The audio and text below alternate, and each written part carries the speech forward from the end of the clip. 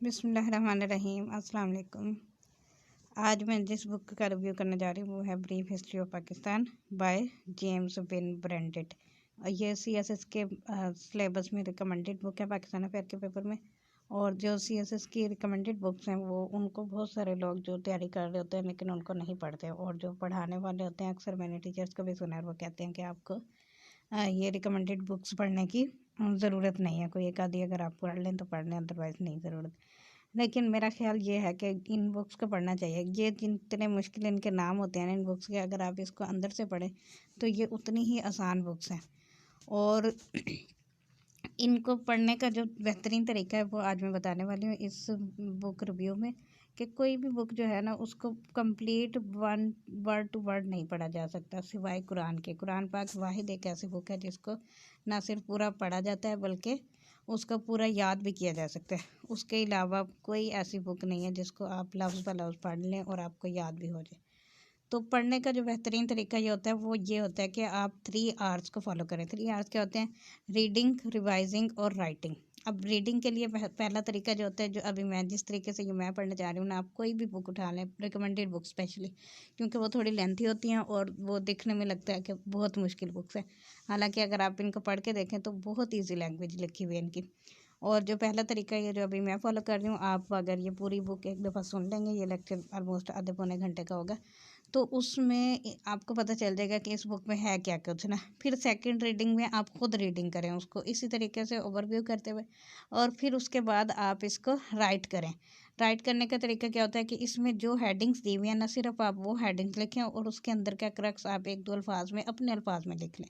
फिर आप जब पेपर हो या जब भी आप उसको रिवाइज करेंगे तो आपको पूरी की पूरी बुक जो है आप पेपर में लिख सकेंगे। अब वो जब आपने बुक पढ़ी होती है ना और फिर आप पेपर में लिखते हैं तो एग्जामिनर को पता चलता है कि आप वाकई पढ़ के आए हुए हैं, ना सिर्फ ये सुनी सुनाई चीज़ों पर, या फिर आप जो जो भी चीज़ पढ़ते हैं ना वो क्वालिटी की अगर आपने रीडिंग की हुई है ना तो आपकी राइटिंग भी डेफिनेटली बात है कि क्वालिटी की राइटिंग होगी। वो एक और बुक है सीएसएस की recommended, right better speak better, तो वो भी मैं इंशाल्लाह नेक्स्ट उस पर भी ओवरव्यू करूँगी, तो आप उसको भी देखिएगा।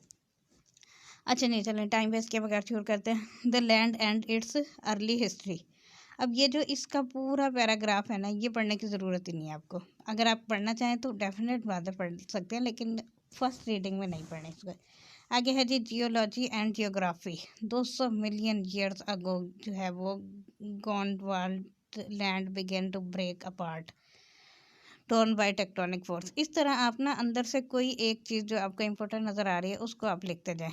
फिर है जी टोपोग्राफी ऑफ पाकिस्तान। आगे टोपोग्राफिक मैप भी है। ये इंडस रिवर, इंडस रिवर की पूरी हिस्ट्री, इंडस रिवर पे एक क्वेश्चन आ जाता है और आप अगर ये सिर्फ एक यही पैराग्राफ पढ़ ले तो आपका इंडस रिवर का क्वेश्चन पूरा हो सकता है। फिर हिमालयाज़, हिमालयाज़ का ये जो इसमें फैक्ट्स एंड फिगर लिखे हुए हैं बिल्कुल एग्जैक्ट लिखे हुए हैं, क्योंकि रिकमेंडेड बुक्स ऐसे ही नहीं दी जाती जब तक कि उसमें ऑथेंटिसिटी ना हो। वेस्टर्न माउंटेन्स, वेस्टर्न माउंटेन्स के फैक्ट्स एंड फिगर्स लिखे हुए हैं इसमें। The salt range and the Potohar plateau और the Indus plain climate provinces Punjab, Punjab के फैक्ट्स एंड फिगर्स कंप्लीट। ये आपको ऐसे में भी काम आ सकते हैं और करंट अफेयर, पाकिस्तान अफेयर के पेपर में या किसी भी कम्पिटिटिव एग्जाम की आप तैयारी कर रहे हैं। सिंध के फैक्ट्स एंड फिगर ये एमसीक्यूज पेपर में भी आपके लिए यूज़फुल है। नॉर्थ वेस्ट फ्रंटियर पाकिस्तान जो अब केपी के है, बलोचिस्तान और लैंग्वेजेस प्री हिस्टरिक पाकिस्तान।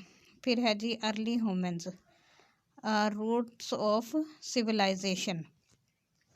अच्छा, इसके अलावा ना इसमें एक और चीज़ है, इंडस वैली सिविलाइजेशन। ये जो इसमें तो बनाई हुई है ना तस्वीरें, लेकिन आप अगर डायग्राम्स बना सकते हैं पेपर में तो आप वो जनरली कहा जाता है कि सिर्फ जनरल साइंस एंड एबिलिटी के पेपर में डायग्राम्स बनाने चाहिए, लेकिन आप पाकिस्तान अफेयर में मैप आपको कम से कम एक मैप लाजमी आना चाहिए और वो ड्रा भी करना आना चाहिए। तो जो आप पेपर में ड्रा करें उसके आपको बहुत अच्छे मार्क्स मिलते हैं। The Aryans, the epics. और उसके अलावा इस बुक से आपको पता चलेगा कि आपको कौन कौन से टॉपिक जो हैं वो तैयार करने चाहिए और किस तरतीब से सीक्वेंस से इसमें लिखे होंगे। आर्यन सोसाइटी, पहले कौन सी सोसाइटी आई फिर कौन सी आई, वो सारी चीज़ें आपको इधर से पता चलती हैं। फिर है जी in roads of armies and ideas 500 BC 700 CE। ये BC जो होता है वो बिफोर क्राइस्ट एरा होता है, और जो CE है वो क्राइस्ट एरा, मतलब ये जो हज़रत ईसा का दौर है ना, उससे पहले वाले दौर को BCE कहते हैं और हज़रत ईसा वाले दौर को CE कहा जाता है। अच्छा जी, फिर है जी the path to enlighten sorry enlightenment. फिर जैनिज़्म भी एक मज़हब है। बुद्धिज़्म, उसके बाद फिर आता है पर्शियन कन्क्वेस्ट, मतलब ये हज़रत ईसा के दौर से पहले के जो है वो मज़हब है। फिर अलेक्जेंडर ग्रेट, अब इसका जो एरा आप याद रख लें 356 से 323 BCE। अच्छा, ये जो अगर आपने कभी देखा होगा कि ये उल्टा लिखा होता है 356, देखा जाए तो हम जब लिखते हैं 2002 2008 तक तो वो पहले वाली और फिर आगे की तरतीब चलते हैं, लेकिन जब BCE में आप देखते हैं तो वो उल्टा लिखा होता है 323 से 356 तक, मतलब क्योंकि वो क्राइस्ट से पीछे हम गिन रहे होते हैं तो इसलिए हम इसको उल्टा लिखते हैं। ये भी एक जनरल नॉलेज वाली बात है वैसे। अच्छा जी, उसके बाद है जी इंडियन कैंपियन अहवाल एशियान। अच्छा, वो जो उसके बाद ये पर्शियन में लिखा हुआ है इसलिए मैंने उसको नहीं पढ़ा। Alexander's legacy, Chandragupta and the Mauryan empire 322 से 298 BCE। आर्यंस अशोका, आर्यंस पहले गुजर गए हैं। फिर द बैक्टेरियन किंगडम, और उसके बाद आता है आपका द सिथियान्स सक्स। ये जो द कुशन्स, और फिर आता है आपका the Sassanians, the Guptas and great age of the Hindus. The Huns, ये उनके ही नाम है इस तरह के, क्योंकि हम इनसे फेमिलियर नहीं इसलिए हमें मुश्किल लगते हैं। The Maukharis of Kannauj. अच्छा जी, उसके बाद है दी राजपूत 805 833। अच्छा, जहाँ पर ना लिखा हो ना BC या CE तो वो आपने समझ जाना कि अगर उल्टा चल रहा है तो BCE है और अगर सीधा चल रहा है तो CE है। The coming of Islam 700 to 1526। Islam first wave 570 से 632। अच्छा जी, उसके बाद ये पूरी इस्लामिक हिस्ट्री इसमें आ जाती है, वो आप इसको डिटेल में पढ़ना चाहें तो पढ़ सकते हैं, लेकिन मैं सिर्फ ये बता रही हूँ कि इसमें कौन कौन सी इवेंट कब कब, या इस बुक में एक्चुअल में क्या क्या चीज़ें हैं, अरब इन सिंध और कैसे कैसे लिखी हुई। अच्छा जी, आगे चलते हैं। आपका ये तो जल्दी हो जाएगी। अब्बासी दौर आता है कब, ये आप जब साथ साथ लिखेंगे ना तो आपको चीज़ें ऑटोमेटिकली याद हो जाएंगी। 786 से 809 में अब्बासी पीरियड आता है। उसके बाद है जी the region's part in Islam's golden age. ये एक पैराग्राफ है, इसमें ये जो इस तरह के पैराग्राफ दिया मैंने इनको आप लाजमी कंप्लीट पूरा पढ़ें। इस्लाम से सेकंड वेव 350 में, फर्स्ट वेव ऑफ इस्लाम, फिर सेकंड वेव द गजनवी। पहले अब्बासी आए थे, अब्बासी के बाद फिर गजनवी, जो मतलब इस्लाम का बोलबाला जब तक रहा, ये वो दौर की बात है। फिर उसके बाद जब मुसलमानों ने, खैर वो आगे पढ़ते हैं। द गोरीज आए, फिर गोरी डेंसिटी, फिर दिल्ली सुल्तानत 1206 से 1526। अगर आपको ये सीक्वेंस से चीज़ें याद हो जाए ना तो बड़ा अच्छा इम्पैक्ट पड़ता है पेपर पे। द स्लेव डेंसिटी, रट्टा मारने की ज़रूरत नहीं, आप 2 से 3 दफ़ा भी इसको पढ़ें ना और मुख्तलिफ जगह से पढ़ लें इनको ना तो वो याद हो जाती हैं चीज़ें। Mongols on the door step. अच्छा जी, उसके बाद आ जाते मंगोल्स के बाद द खिलजी डेंसिटी, और खिलजी डेंसिटी के बाद आई तुगलक डेंसिटी 1320 से 1325। और उसके बाद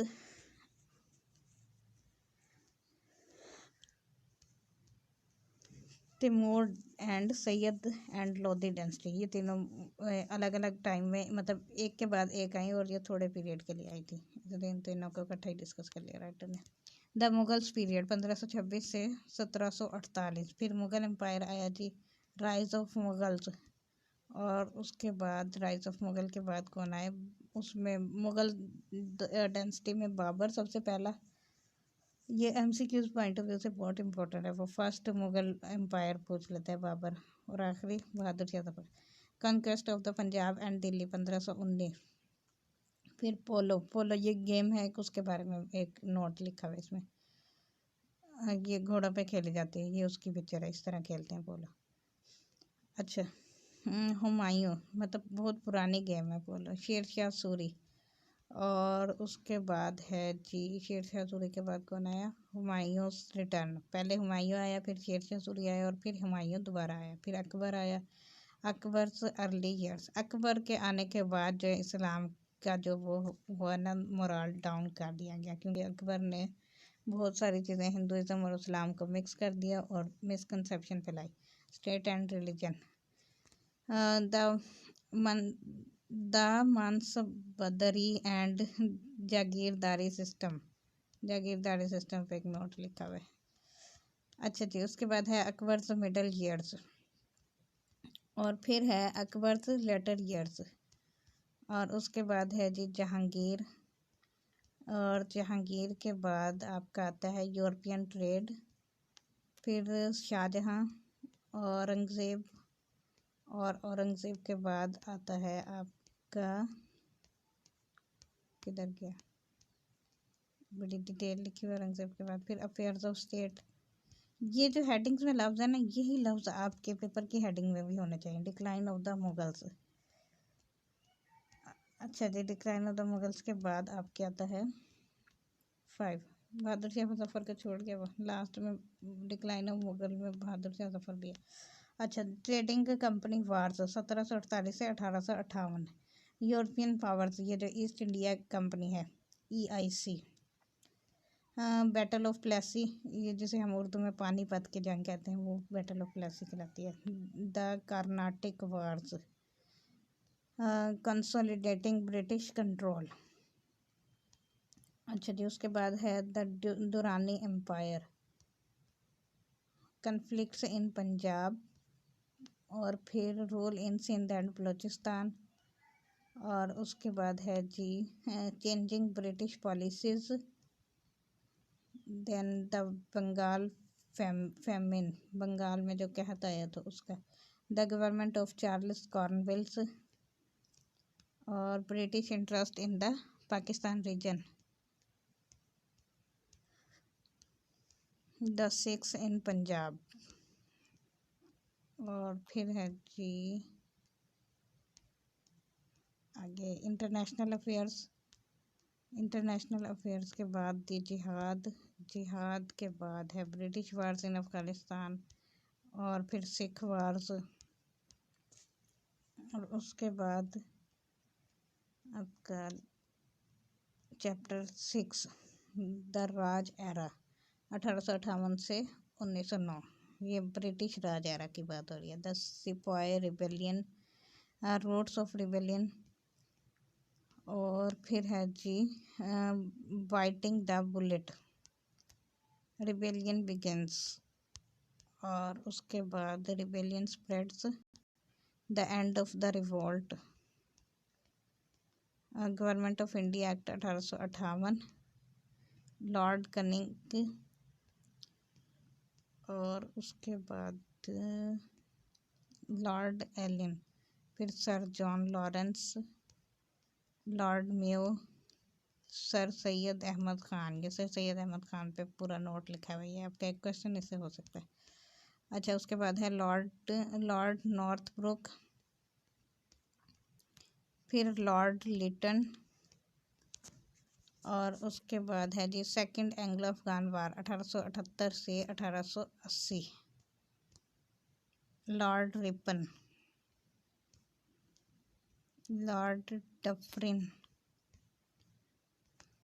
और उसके बाद है जी lord Lansdowne and lord Curzon, defining the border, और फिर है जी एन अग्रेरियन रेवोल्यूशन, और उसके बाद पार्टीशन ऑफ बंगाल।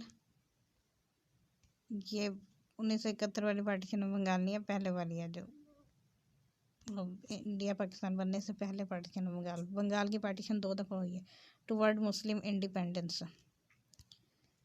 अच्छा जी, फिर आ जाता है द रोड टू इंडिपेंडेंस 1909 से 1947 तक। 1909 से बेसिकली जो स्टार्ट हुई थी, government of India act 1909, Minto Morley reforms, partition of Bengal annulled. अच्छा जी, उसके बाद है Lucknow pact, Montagu Chelmsford reforms, फिर है खिलाफत मूवमेंट, और उसके बाद third Afghan war, Simon commission and the Nehru report, और फिर है जी Badshah Khan and the Khudai Khidmatgar, 14 points of M A Jinnah 1929। Quaid-e आज़म के जो 29 पॉइंट हैं वो 14 निकात 1929 में 19 पॉइंट कह रही sorry 14 points. Round table conferences, कायदे आज़म के 14 निकात पे अक्सर क्वेश्चन आ जाता है। पाकिस्तान, ये जो हम मुताला पाकिस्तान में पढ़ते आ रहे हैं ना, ये सारा वही है। इलेक्शंस ऑफ 1936 से 37, द लाहौर रेजोल्यूशन 23 मार्च 1940 वाली। अच्छा जी, उसके बाद है जिन्ना एंड गांधी, शिमला कॉन्फ्रेंस 1945, और फिर जी है cabinet mission plan 1946, intransigence of Congress, sectarian violence spread। उसके बाद है जी लॉर्ड माउंटबेटन्स प्लान, और फिर द इंडियन इंडिपेंडेंस एक्ट 1947 के 8 चैप्टर, चैलेंजेस ऑफ इंडिपेंडेंस 1947 से 1958। ये हिस्ट्री में इसमें से भी आपका क्वेश्चन आ जाता है पाकिस्तान अफेयर के पेपर में। Pakistan difficult birth, communal rights, और उसके बाद है जी regional challenges, state language movement, Indus water crisis, the princely states, the Kashmir crisis, UN action, a change of leadership, और उसके बाद है the civil service of Pakistan CSP, economic challenges, Liaquat Nehru pact, foreign affairs, objection resolution, the military, growing unrest, government is dissolved, और उसके बाद है जी the Bogra administration 1953 से 1955, alliances with the west, stabilising the economy, Chaudhry Mohammad Ali and the first constitution, one unit solution, और फिर जी political repercussions. उसके बाद है मिलिट्री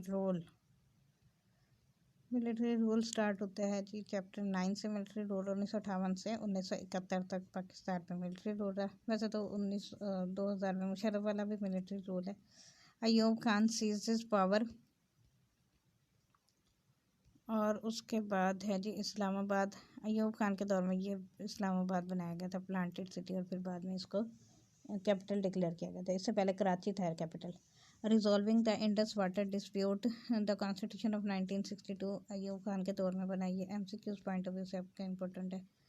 अच्छा जी, उसके बाद है जी द इकानमी काफ़ी अच्छी हो गई अयूब खान के दौर में। 1965 प्रेसिडेंशियल इलेक्शन, और उसके बाद है new foreign policy and the 1965 Indo Pakistan war, और फिर है जी उसके बाद ये फीमेल्स कश्मीर में डिफेंस के लिए उस वक्त 1965 की वार की बात है।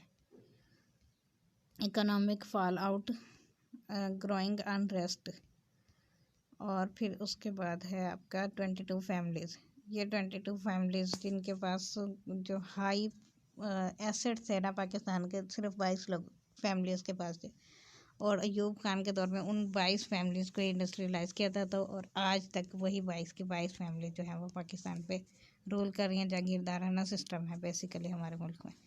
ईस्ट पाकिस्तान बराए नाम डेमोक्रेसी, जनरल इलेक्शंस, अच्छा जी सिविल वार, और फिर है आपका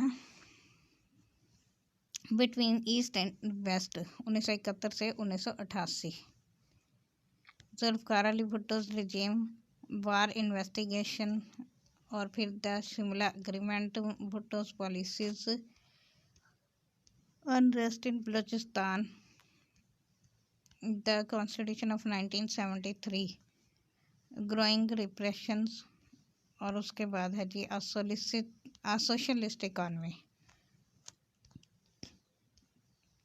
भुट्टो साहब की डिमांड यही थी कि ये जो यूब खान ने बनाई है ना 22 फैमिलीज को दे के कैपिटलिस्ट सिस्टम बनाया, उसको सोशलिस्ट बनाया जाए। इलेक्शन ऑफ 1977, ज़ियाउल हक स्कोप, ये Ziaul Haq Khan. Bhutto's and Pakistan and Islam. Pakistan and Islam पे अच्छा खासा नोट लिखा हुआ है इसमें। Nuclear programme. अच्छा जी, उसके बाद है सोवियत इन्वेजन ऑफ अफगानिस्तान। फिर है effects of the war in Balochistan and NWFP। और उसके बाद रेस्टोरेशन ऑफ सिविलियन रूल। और फिर South Asian association for regional corporation SAARC पे नोट लिखा है। जियाज डेथ। और उसके बाद है चैप्टर 11 सिविलियन रूल रिस्टोर्ड 1988 से 1999। बेनजीर भुट्टोज फर्स्ट गवर्नमेंट, पहली गवर्नमेंट बेनजीर भुट्टो की आई थी कौन से दौर में? 17 अगस्त 1988 को। और इसहाक खान ने डिसॉल्व की थी असेंबली। Preparing for destiny. अच्छा जी, उसके बाद Bhutto's foreign policy, Bhutto's domestic policy. और उसके बाद the political landscape of Sindh. Then president Ishaq Khan dissolve the government. 1990 elections, Nawaz Sharif first government 1990। Sharif economic policy, foreign policy and Kalashnikov culture. Bank of credit and commerce international BCCI। Law enforcement, Benazir Bhutto's second government. Bhutto's second government आई थी 1993। Bhutto's return और relationship with the United States. और उसके बाद है Bhutto's Central Asia policy. Deoband and Barelvi sects, internal funds. Nawaz Sharif second government. और फिर है जी growing repressions, nuclear test and the economy. और फिर है Kargil conflict, the coup against Sharif. 12 return to the world stage 1999 से 2008। जनरल मुशर्रफ का दौर जारी। Musharraf scope, economic reforms, efforts at religious reforms, government reforms, foreign policy and the events of September 11। अच्छा जी, उसके बाद है nuclear proliferation, referendum of Musharraf's war on terror.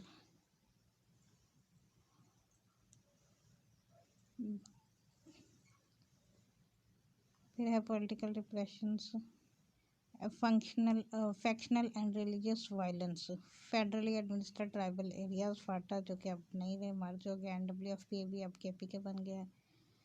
ये पुरानी बुक लिखी है ना बलूचिस्तान, लेकिन अपने अप टू डेट डाटा से लिखना है पेपर में। Sunni Shia violence, Kashmir, a massive earthquake October 2005 में। Musharraf tenure hold over on power. फिर है 2007 बेनजीर असैसिनेशन, नेशनल इलेक्शन 2008। और 2008 में फिर जरदारी की गवर्नमेंट। Looking ahead. फिर अपेंडिक्स 1 इसकी ग्लॉसरी लिखी हुई है कुछ, इसमें जो टर्मिनोलॉजी रोज यूज़ हुई है उनके मीनिंग क्या है वो आप एक दफ़ा इसको देख लीजिएगा। ये बुक जो है मैं इसका लिंक जो है ड्राइव का लिंक वो मैं इसके साथ अटैच कर दूंगी। आप डाउनलोड करके इसको पढ़ सकते हैं। Appendix 2 basic facts about Pakistan. Geography ये उसके एरिया के हवाले से, गवर्नमेंट के हवाले से और पॉलिटिकल डिवीज़न, पीपल, ये सारी इसकी इकानमी, ये जो है ना रीड करने वाली चीज़ें। अगर मैं इसको इस तरह बोल भी दूँ तो आपको ट्रांसलेशनल इश्यूज़, क्योंकि नोट्स बनाने चाहिए, इसको खुद लेके कभी भी किसी के नोट्स पर रिलाई ना करें, हमेशा अपने नोट्स पर रिलाई करें। Chronology the land and its early history, in roads of armies and ideas, the coming of Islam. फिर है जी द मुगल पीरियड और trading company wars, the Raj era. ये पूरा इस बुक का क्रक्स है, ये आखिरी के कुछ चंद सफ़ों में दिया हुआ। ये आप अगर इनको डिटेल में पढ़ लें और इनको लिख लें द रोड टू इंडिपेंडेंस, तो आपका कोई भी कम्पिटिटिव एग्ज़ाम का पेपर जिसमें हिस्ट्री ऑफ पाकिस्तान है बहुत अच्छे से हो जाएगा। द चैलेंजेस ऑफ इंडिपेंडेंस, और उसके बाद है military rule between east and west. फिर है सिविलियन रूल रिस्टोर्ड, रिटर्न और टू द वर्ल्ड स्टेज। और उसके बाद अपेंडिक्स 4 बिब्लियोग्राफी इसमें दी हुई है लास्ट में कि कौन कौन सी बुक्स में से पढ़ के राइटर ने ये सारी चीज़ें लिखी हुई हैं, या इसमें जो जो चीज़ें वो कहाँ कहाँ से आएंगी। बिब्लियोग्राफी बुक्स के रेफरेंस को कहते हैं, स्टडी ऑफ बुक्स का। अच्छा, उसके बाद लास्ट में ये जो आखिरी है सजेस्टेड रीडिंग बताई हुई है कि कौन कौन सी रीडिंग है। Land and its early history, writers के नाम ये आप पढ़ सकते हैं। In roads of armies and ideas के लिए कौन कौन सी बुक्स पढ़ सकते हैं। कमिंग ऑफ इस्लाम के लिए कौन सी बुक्स हैं। द मुगल पीरियड के लिए, फिर ट्रेडिंग कंपनी के लिए, और उसके बाद रोड टू इंडिपेंडेंस के लिए। ये इतनी सारी बुक्स लिखी हुई हैं जिनको आप पढ़ सकते हैं। द चैलेंजेस ऑफ इंडिपेंडेंस, और उसके बाद जो मिलिट्री रोल के लिए बिटवीन ईस्ट एंड वेस्ट 1971 से 1988, सिविलियन रोल रिस्टोर्ड 1988 से 1999, फिर return to the world stage 1999 से 2008। उसके बाद ये इंडेक्स है कि ये जो इनमें लफ्ज़ लिखे हुए ना ये कौन कौन से पेजेस पर अवेलेबल हैं, तो ये वहाँ से आपको अगर मतलब कोई पूरी बुक आपको नहीं पढ़नी, स्पेसिफिक टॉपिक चाहिए होता है, तो आप इंडेक्स से ढूंढते हैं पहले और फिर उस पेज पर जाके वो टॉपिक पढ़ लेते हैं। चलें जी, अभी के लिए इतना ही। ये सारे आगे इंडेक्स से दिया हुआ है, इसमें और कुछ भी नहीं है। तो फिर इंशाल्लाह किसी और बुक के रिव्यू के साथ मिलते हैं। Thank you so much for listening. अगर आपने पूरा लेक्चर सुना तो अल्लाह हाफिज़।